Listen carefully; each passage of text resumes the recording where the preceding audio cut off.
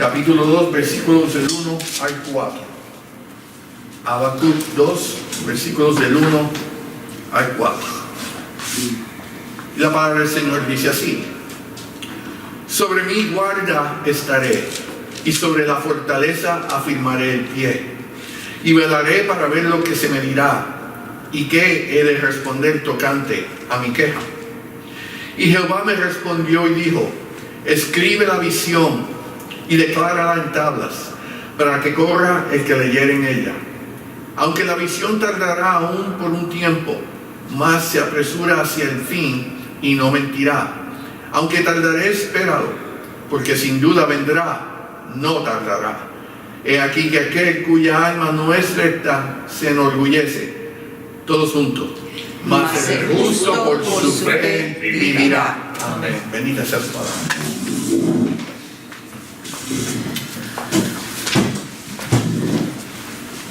Habacuc.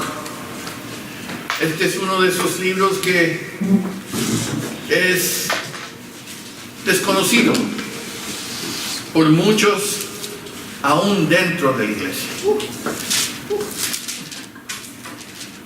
Si fuéramos a hacer una encuesta en cuanto a quienes han oído o más aún han leído el libro de Habacuc, creo que el número sería mínimo. Son pocos. Es uno de esos libros en el Antiguo Testamento, uno de los que se consideran profetas menores. Y aunque sea menor de título, la importancia sigue siendo grande. El Señor nos dio, ¿no? En cuanto al profeta, lo cual versículo 1 de su primer capítulo establece la profecía que dio el profeta Habacuc. Claramente nos dice que él era un profeta. Sin embargo, las escrituras no proveen ningún detalle o información de fondo acerca del autor. Sí se estima que las profecías de Habacuc fueron dadas entre los reinados de Josías y Joacim durante el periodo del imperio babilónico.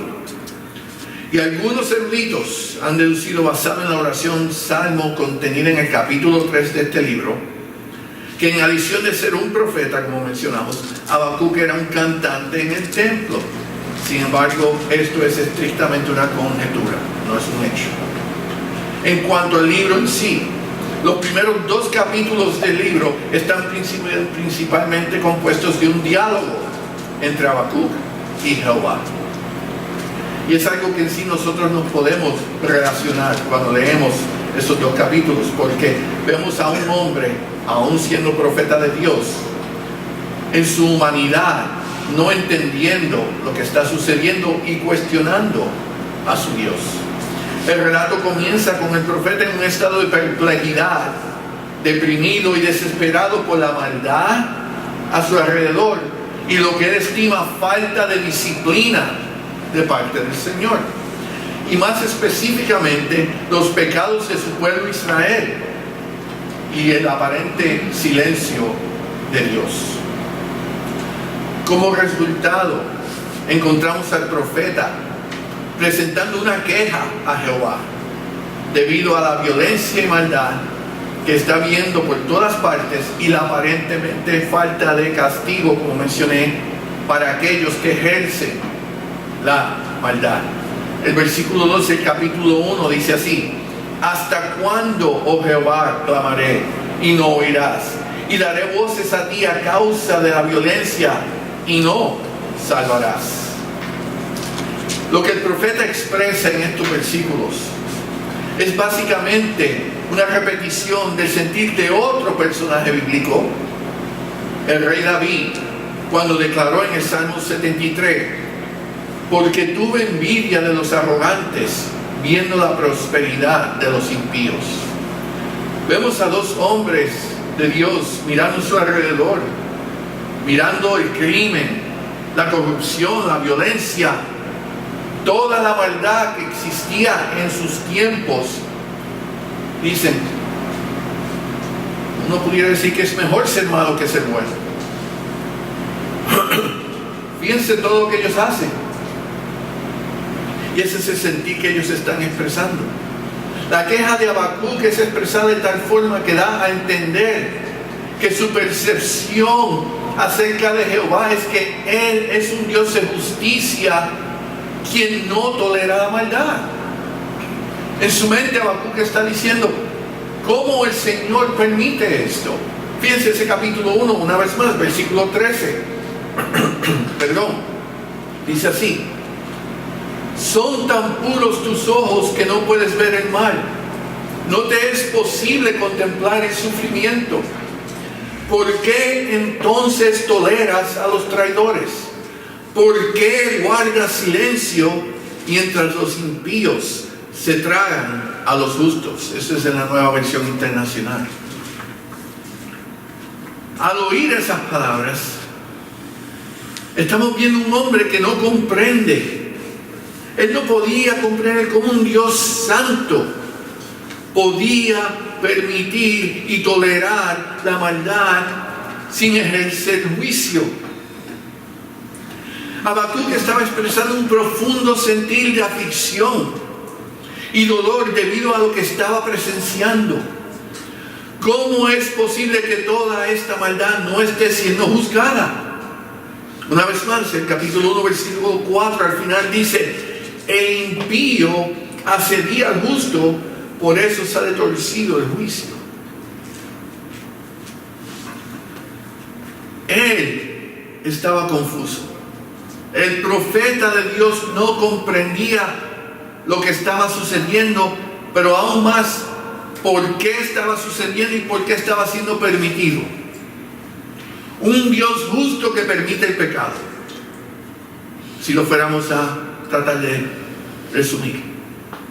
El Dios perfecto que no tolera la maldad permite el pecado. Y ahí estamos viendo la mente del profeta y el conflicto que él estaba enfrentando. Y como resultado de ese conflicto, él ahora pone una queja a Dios. Él está reclamando a Jehová. ¿Cómo es posible? ¿Hasta cuándo, oh Jehová, clamaré? ¿Cuántas oraciones tengo que hacer? ¿Por cuánto tiempo tú vas a permitir? Es interesante porque, como muchas veces decimos, la historia se repite. La historia se repite. Y la realidad es que muchos de nosotros nos sentimos exactamente como el profeta se expresó. Cuando observamos las injusticias de este mundo, nos preguntamos, ¿cómo es posible que los malos, porque nosotros somos buenos, por supuesto, se salgan con la suya?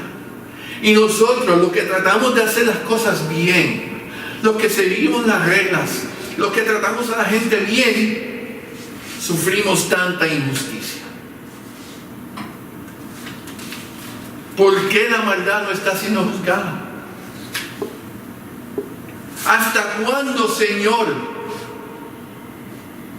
¿Cuántas veces no hemos ido al Señor en oración y le hemos dicho, ¿hasta cuándo, Señor? Voy a pedirte, voy a rogarte, voy a clamar.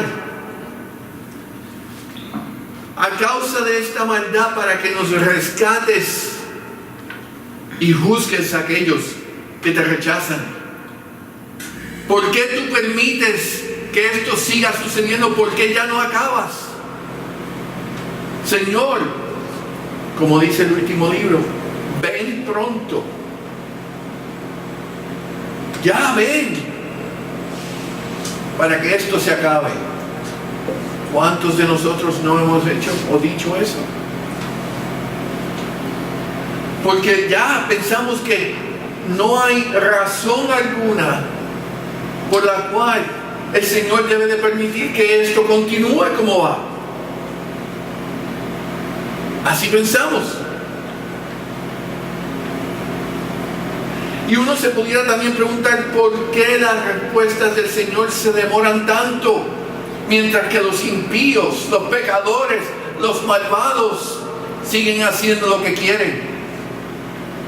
¿Por qué se tarda tanto el Señor? Ahora es importante para su pueblo para cada uno de nosotros que hemos puesto nuestra fe en Él. El no olvidar y el entender que Dios es justo y bueno, y Él sí se preocupa por el bienestar de cada uno de sus hijos, y en su tiempo Él va a juzgar a los malvados, aunque a veces se nos haga difícil comprender.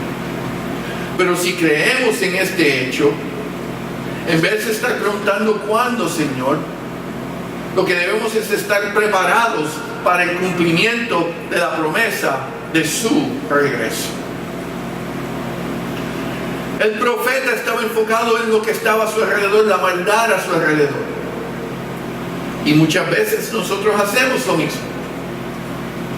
Vemos todo lo negativo a nuestro alrededor, cuando nuestra actitud como creyente debería ser un poco diferente en la espera de esa respuesta.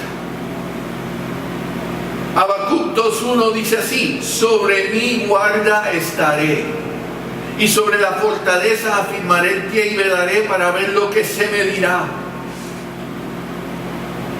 El Señor le había dicho en ese capítulo 1, el castigo viene. El castigo sobre el pueblo viene, los caldeos, los babilonios. Ellos van a ejercer el castigo. Y en su mente, Habacuc ahora dice, pero espérate. Señor, ¿cómo es que tú vas a castigarnos con estos pecadores? Los mismos los cuales yo estoy preguntando, ¿por qué ellos siguen siendo pecadores y tú no haces nada en contra de ellos? Aunque sí, él miraba a su propio pueblo y veía la maldad dentro. Él dice, ok, nosotros somos malos, ellos son malos, ellos nos van a castigar a nosotros los malos, cuando ellos son peores que nosotros. ¿Dónde está la justicia ahí? Fíjense todavía la mente del hombre de Dios que no estaba enfocada en lo correcto. Y él dice, pero está bien, yo voy a esperar. Y ese versículo dice así, mi guarda estaré, y sobre la fortaleza afirmaré el pie, y velaré para ver lo que se me dirá. Y al final de ese versículo 1 dice un poco más, ¿qué he de responder tocante a mi queja? Él claramente declara que él se está quejando. Yo me he quejado con Dios y yo sé que Él me va a decir algo. Y cuando Él me lo diga, ¿qué voy yo a decirle a Él? Hermanos, ¿cuántas veces no nos hemos quejado con el Señor? Y la actitud es, yo tengo mi queja, dame la respuesta. Y no una respuesta donde yo tengo que responder de vuelta, no, la respuesta que yo estoy esperando, porque yo tengo una queja. Yo necesito, a mí me hace falta, tengo este problema, aquella, el otro me ha hecho esto. ¿Qué vas a hacer, Señor? ¿Qué vas a hacer, Señor? Como si Él necesita responderme a mí. Él me debe algo, el Señor me debe a mí algo, porque yo soy bueno, yo soy fiel, yo soy obediente, yo soy un hombre, una mujer de Dios, y Él quedó en protegerme y cuidar de mí. Yo necesito que Él cuide de mí en estos momentos. ¿Dónde está el Señor? ¿Por qué no responde a mi oración, a mi necesidad, a mi problema? Y cuando lo ponemos de esa forma suena un poquito arrogante y egoísta, ¿no? Yo. Y aunque el profeta aquí se está proyectando de forma como que su preocupación es, mira esta maldad, ¿cómo es posible? Señor, obviamente yo no puedo hacer nada. Tú sí puedes, ¿por qué no lo haces? Pregunta. Si el Señor le hubiera respondido a Habacuc en ese momento y hubiera ejercido su juicio en ese día, como Él pidió, y hubiera quitado toda la maldad del mundo en ese momento, ¿dónde estaría usted y yo hoy? ¿Estaríamos aquí sentados celebrando? Probablemente no, porque ya Él hubiera exterminado al mundo. Así que gracias a Dios que no le contestó en ese momento. Pero eso no lo pensamos. Simplemente estamos mirando, esta es la situación ahora, Señor, tú tienes que resolver ahora. Primero que nada, cuando sentimos que hay un retraso en la justicia del Señor o en su respuesta a nuestra oración, la actitud del creyente debería ser similar a la del profeta en esta expresión, siendo pacientes, estando alertas, sumisos, humildes y con determinación. Señor, esta es la situación. Tú dices que te la traiga a ti, te la estoy presentando. Ahora yo espero en ti. Ahora yo me someto a ti. Ahora yo sigo y te obedezco a ti. Fuera de eso, ¿qué más yo puedo hacer? Como un guardia, se mantiene firme en su puesto. En el ejército tú tienes que velar ese puesto. No importa lo que suceda, esa es su posición. El guardia no pregunta por qué, hasta cuándo. No, él simplemente tiene que obedecer la orden de mantenerse firme en ese puesto. El creyente de igual manera debe de mantenerse firme en la espera de su Redentor, observando y esperando la llegada, a la misma vez siendo fiel y obediente en el servicio. Yo no puedo cambiar el mundo, yo. Ahora el Señor sí puede hacer cambios en el mundo a través de mí. Él me puede utilizar para hacer cambios.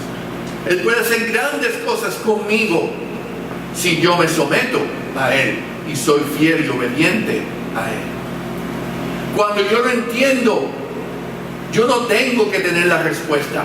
Yo simplemente tengo que confiar en el Señor. La respuesta del Señor será puntual a su hora. Versículo 13, ese capítulo 2 dice así: porque sin duda vendrá, no tardará. Y entonces cuando uno lee estas porciones, uno puede decir, pero aquí hay una contradicción. Porque dice, versículo 3 al principio, aunque la visión tardará, aún por un tiempo, mas se apresura hacia el fin, no mentirá. Aunque tardare, espéralo, porque sin duda vendrá, no tardará. O va a tardar o no va a tardar. Yo creo que aquí el profeta se estaba yendo. No, hay que entender lo que el Señor está diciendo dentro del contexto de quién es quien lo está diciendo. La palabra del Señor es totalmente fiel al tiempo como al cumplimiento. Para Él, su tiempo de maduración, para el Señor, el tiempo del cumplimiento es corto. Solo para nosotros es largo. Por eso es necesario comprender que el aparente retraso no es real. Nuestro tiempo, y como hablamos el miércoles por la noche, y el tiempo de Dios no se miden de igual manera. Y con eso les pido que vayan conmigo a 2 de Pedro capítulo 3 versículos 8 y 9.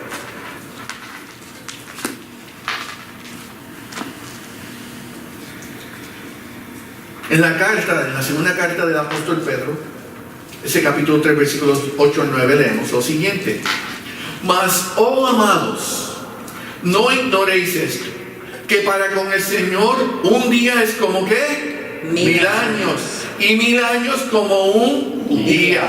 El Señor no retarda, una vez más, el Señor no retarda su promesa. Deberían marcar eso en sus Biblias. Según algunos la tienen por tardanza, sino que es ¿qué? Paciente. El Señor es paciente para con nosotros, no queriendo que ninguno perezca, sino que todos procedan al arrepentimiento. Cuando Habacuc pidió El Señor lo que estaba haciendo era ¿qué? Paciente. Ya el Señor sabía que unos miles de años atrás, más adelante, cada uno de nosotros íbamos a oír la palabra. Y cada uno de nosotros iba a responder a esa palabra. Entonces Él no le iba a decir a Habacuc: mira, Habacuc, tú no entiendes. Sí, Regina, Noris, Emilia, Arlene, Nidia, Elio, David y Dani, si yo hago ahora, ¿qué tú vas a hacer? ¿Qué pasa con ellos? Y los demás de millones de personas que han venido a los pies de Cristo a través de la historia. Y esas personas, ¿qué hago yo con ellos? ¿Los ignoro? Porque simplemente tú no piensas que debe de continuar así. Obviamente el Señor no le dijo eso. Y si le hubiera dicho eso, a lo mejor la cabeza le explotaba. Porque no podemos comprender la grandeza del plan de Dios. Para Él un día son como 1000 años como un día. Dentro de ese contexto, entonces después de la venida de Cristo, han pasado 2 días celestiales. No es un largo tiempo, si fuéramos a aplicarlo de esa manera. Lo que Pedro nos estaba tratando de indicar y explicar, y lo que él estaba haciendo era preparar a la iglesia para las dificultades que iban a enfrentar durante los últimos días, los días postreros, en los cuales se iban a burlar del hecho que la venida del Señor no había ocurrido. Fíjense, Pedro está preparando la iglesia para lo que iba a suceder. Habacuc miles de años antes estaba pidiendo que acabara con todo. Y Pedro le está diciendo a la iglesia, al principio todavía falta. Así que prepárense. Y prepárense porque se van a burlar. Ustedes siguen diciendo, el Señor viene, el mundo se acaba. Nosotros decimos eso hoy en día. Ya lo sé, estamos en los últimos días. ¿Y qué dice el mundo? Estos fanáticos llevan diciendo esto ¿desde cuándo? Y Pedro ya le estaba diciendo a la iglesia, se van a burlar en los últimos días. Se van a burlar de ustedes porque llevan con la misma historia. El Señor viene, arrepiéntete. Pero el Señor, nuestro Señor, lo que está dando es una oportunidad al mundo a que se arrepienta y regresen a sus pies. Regresen a Él, que vuelvan a esa relación personal con Cristo. Pero el mundo no lo ve de esa forma. Y muchas veces la iglesia no lo ve de esa forma. Ven pronto, Señor, sí, pero y aquel y aquella que necesitan oír. Los lugares que todavía no han recibido. ¿Qué tal de ellos? No, pero es que ya yo no quiero sufrir más. Entonces ahí vuelve el yo no quiero ver más, yo no quiero sufrir más, yo, quítate el yo. Y si lo miramos de la forma que el Señor lo ve, y lo miramos en la forma que el Señor actúa, entonces pudiéramos decir que el supuesto retraso de Dios es evidentemente una bendición disfrazada para el mundo. Sin merecerlo, el Señor le está dando una oportunidad a todo aquel que lo necesita y que lo desee recibirlo a Él y poder tener vida eterna. La tardanza de Dios, o supuesta tardanza de Dios, es en sí una bendición para el mundo. Él nos mira con compasión y dice, todavía no, todavía no, todavía no. Cuando nosotros estamos declarando juicio, el Señor está declarando misericordia. Cuando nosotros queremos terminar las cosas, el Señor sigue dando oportunidad. Cuando en nuestro egoísmo no consideramos al mundo, en su amor, Él entregó a Cristo por el mundo. Entonces la obra del siervo de Dios, mientras la respuesta llega, mientras la promesa se cumple, versículo 2 dice: y Jehová me respondió y dijo, escribe la visión y declárala en tablas, para que corra el que leyere en ella. ¿Cuál es la misión del siervo de Dios? Que con la misma confidencia que expresamos muchos otros temas, debemos de declarar la verdad de las Escrituras. Cuando algo es importante para nosotros, nosotros lo decimos sin duda, sin temor, con confianza. Es un hecho, porque yo creo y le pongo todo el poder y esfuerzo que tengo, porque para mí es algo importante. El creyente debe de igual forma ir declarando la verdad de su venida con firmeza, certeza y sin temor, como un hecho cierto y que no debe ser cuestionado. No con arrogancia, pero con firmeza. Cristo sí vuelve. Cristo vive. Cristo ama y Cristo es justicia. Sin temor alguno. Y el que se ofenda no es con usted, es con el Señor.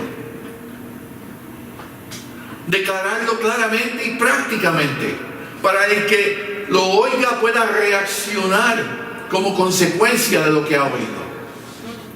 Que cuando hablemos, cuando expresemos, cuando declaremos el mensaje del Evangelio, esa persona no tenga otra opción que reaccionar, sea positivo o negativamente, pero tiene que reaccionar. Porque es la verdad de Dios. No es una historia, no es algo que nos hemos inventado. Es la palabra viva, divina, revelada por Dios mismo. Que no sea simplemente otra conversación. Que cuando hablamos de Cristo sea algo serio. Y que ellos se den cuenta que es serio e importante para nosotros.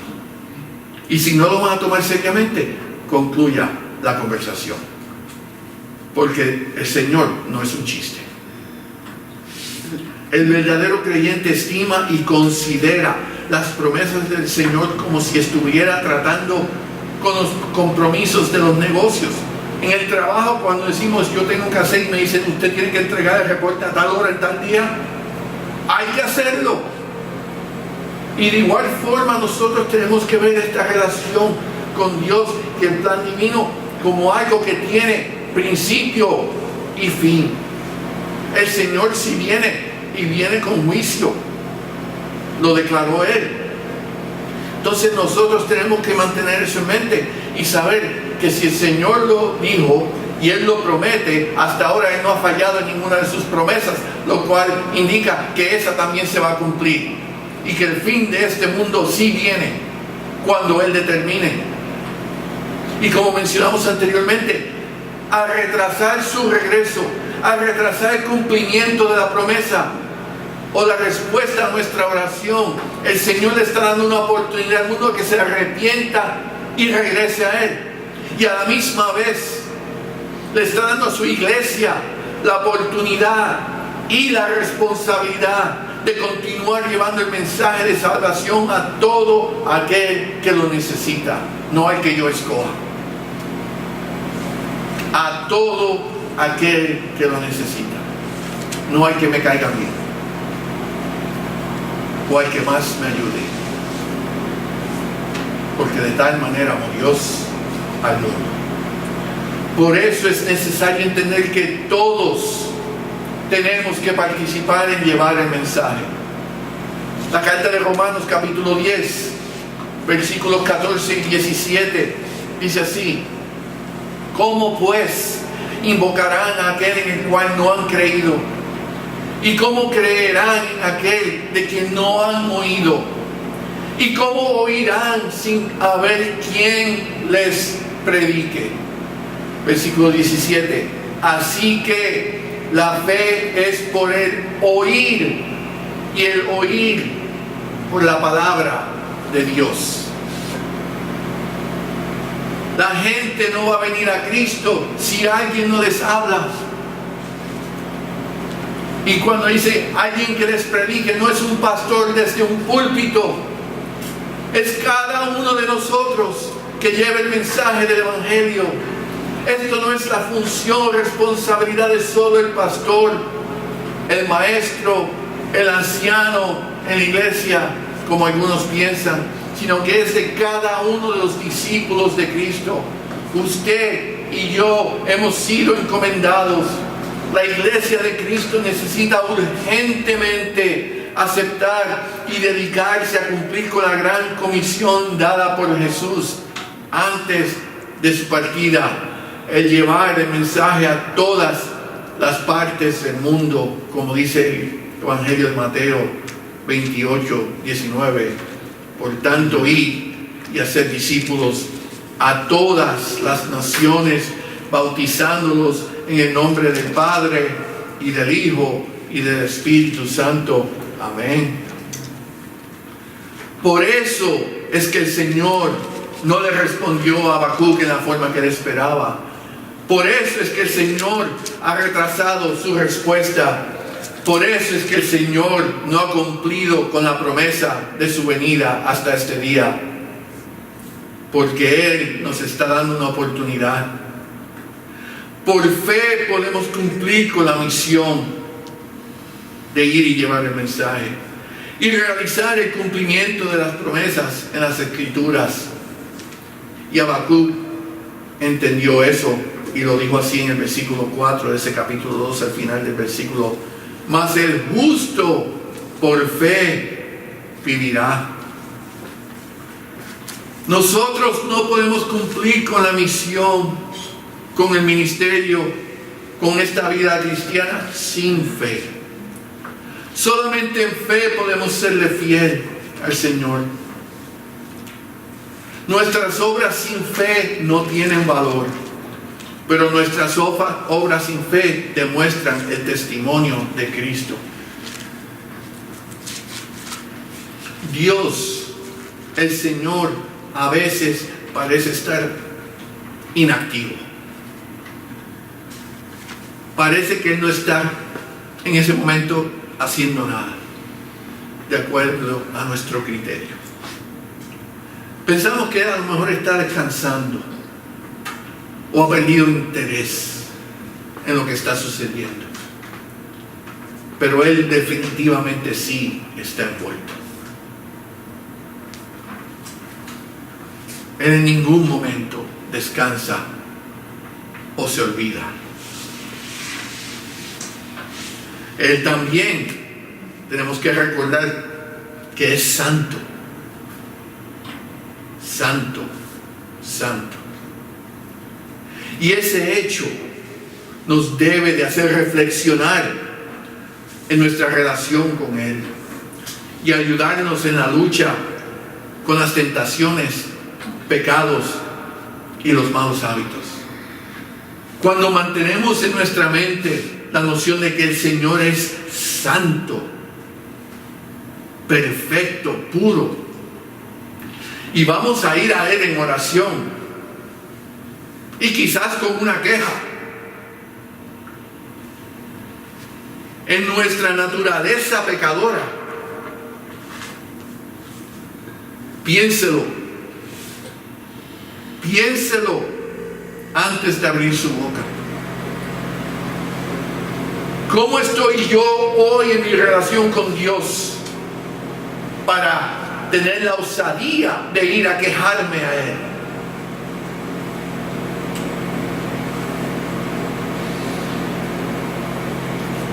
Tenemos que humillarnos ante la presencia de Dios y reconocer quiénes somos ante el perfecto Creador. Y humildemente entonces acercarnos a Él. No porque lo merecemos, pero porque Él lo permite. En cuanto a nuestra nuestras oraciones. El Señor nos escucha y responde. Él siempre nos escucha y siempre responde. Pero debemos entender que a veces Él da respuestas inesperadas a nuestras oraciones. No lo que nosotros pensamos. Pero desafortunadamente lo que muy a menudo sucede es que cuando oramos, cuando venimos ante el Señor, ya en nuestra mente tenemos la manera en que queremos que la oración sea resuelta. La respuesta ya nosotros la tenemos. Y decimos, Señor, si es tu voluntad, después que sea como yo pienso. Señor, yo necesito esto y yo sé que esto es lo que hace falta. Así que, por favor, dame eso. Yo voy al Señor no pidiendo, sino diciéndole lo que Él tiene que hacer. No esperando, pero demandando. Y cuando Él nos responde de la forma que nosotros estimamos que debería de ser, entonces pensamos o asumimos que Él se ha atrasado o no ha respondido en absoluto.